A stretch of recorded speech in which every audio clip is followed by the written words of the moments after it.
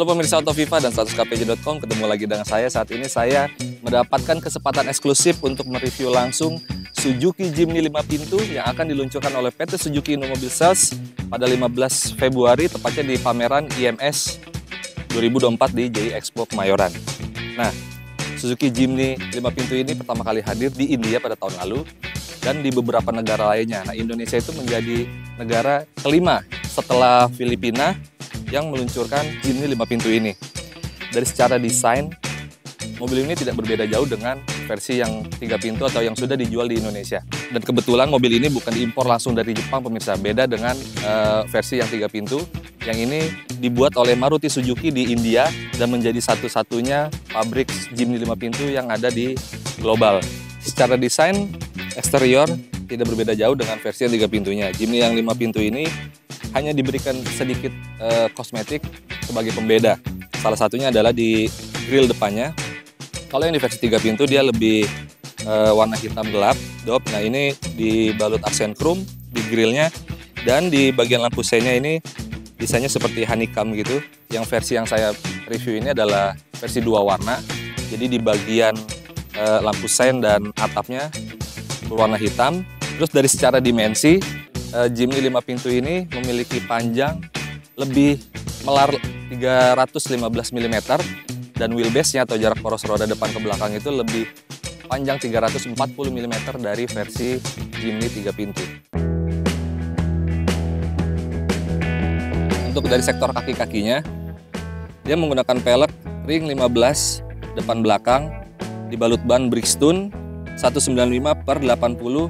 Ini model banyak ya, model ban dual purpose untuk semi off-road.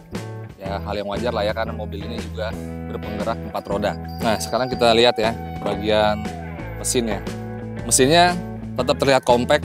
Dari dimensi si Jimny ini, dia tetap mengandalkan mesin yang serupa dengan R3 atau Suzuki Carry, pemirsa, yaitu K15B berkapasitas 1500 cc, 4 silinder, dan mesin ini terkenal irit dan cukup bertenaga ya untuk di mobil-mobil yang compact. Dari tenaganya juga sebenarnya masih sama ya dengan Jimny versi 3 pintu atau R3. Jadi mesin K15B ini menghasilkan tenaga maksimal 102 PS dan torsinya 130 Nm. Terus transmisinya ditawarkan dengan 2 pilihan, yaitu Matic tapi masih versi konvensional, belum CVT, DVT atau tenaga lainnya menggunakan fan belt. Dan untuk transmisi manualnya 5 percepatan. Manual atau Maticnya di bagian gearboxnya itu diberikan perubahan karena mungkin perbandingan dari rasio gear dengan bobot si mobil tersebut.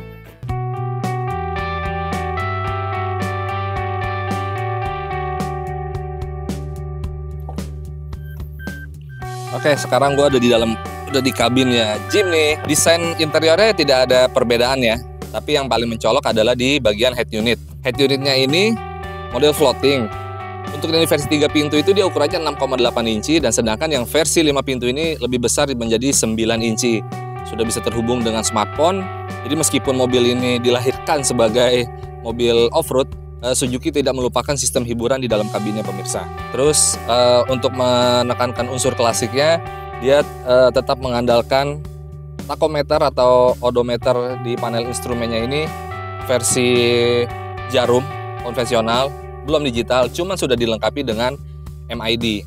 Jadi bisa ketahuan nih konsumsi bahan bakarnya berapa, jarak tempuhnya berapa. Fitur-fitur modern lainnya seperti Hill Start Assist, Vehicle Stability Control juga sudah tersedia. Dan kebetulan yang saya review ini versi manual. Secara desain, dia konsol tengahnya cukup unik ya. Dia tidak dibuat rapat tertutup dengan plastik atau panel dashboard, cuman dibuat ya seadanya nih. Jadi tuas transmisinya masih terlihat seperti ini. Nah, ini untuk mengakses fitur 4x4-nya dia manual, pemirsa. Jadi belum elektrik. Kan biasanya mobil-mobil yang udah 4x4 tuh, yang udah zaman sekarang ya, dia udah elektrik, tinggal sistem putar atau sistem tekan tombol, tapi ini masih manual. Jadi ya mengingatkan kita dengan versi-versi atau Jimny di versi-versi sebelumnya yang masih seperti ini. Terus rem tangannya juga masih manual, masih sistem tarik atau rem parkirnya. Di sini ada tombol fitur-fitur seperti ini, vehicle stability control. Nah, ini untuk jendelanya naik turun. Terus ini salah satu fitur yang membuat mobil saat turunan itu seperti direm gitu, seperti engine brake. Jadi mobil nggak langsung ngegloyor gitu aja. AC-nya sudah digital. Terus di setirnya ini desainnya sekilas kayak mirip R3 pemirsa ya. Di sini juga ada logo untuk cruise control. Untuk posisi badan dengan tinggi 175 cm, ini posisi berkendara saya cukup ergonomis. Jarak kaki juga legroomnya lega, terlebih dengan jarak kepala saya ini di headroomnya. Jadi ya seperti itu sih posisi saya di sini. Terus joknya masih berbahan fabric, terus dilengkapi dengan 6 airbag, cukup banyak, jadi cukup safety nih pemirsa. Sekarang kita lihat di bagian belakang.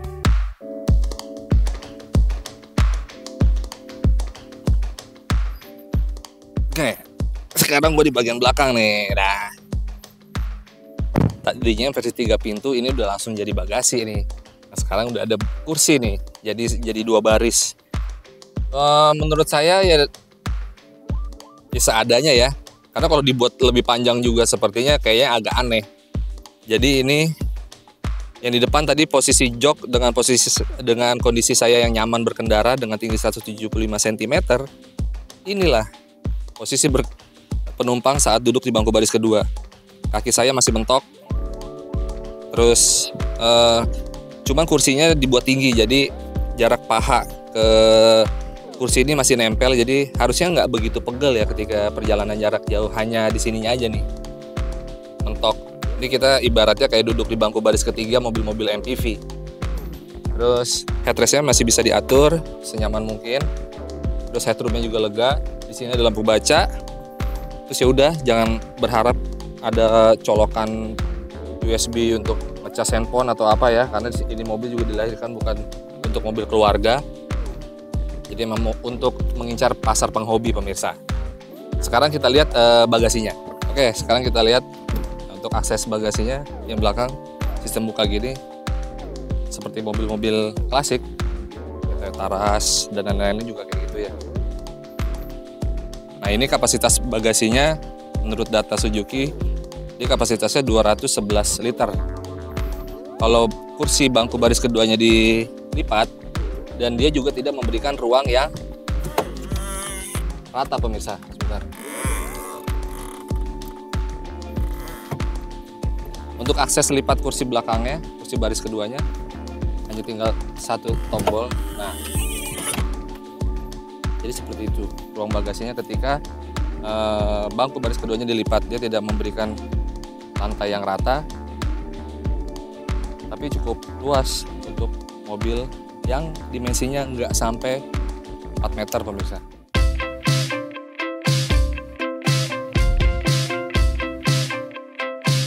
Oke pemirsa, jadi begitu aja review singkat kami soal Suzuki Jimny 5 pintu. Nah, mobil ini akan ditawarkan oleh PT Suzuki Innomobil Sales 4 varian dengan 1 warna dan 2 warna, transmisi manual dan matic. Harganya mulai dari 462 juta sampai 478 juta 600.000. Jadi begitu aja pemirsa. Jadi seperti apa penerimaan masyarakat dengan Jimny 5 pintu ini? Apakah bakal terjadi antrian panjang lagi seperti 3 pintunya? Saksikan berita selanjutnya di 100kpj.com atau fifa.co.id. Sampai jumpa di review selanjutnya. Bye.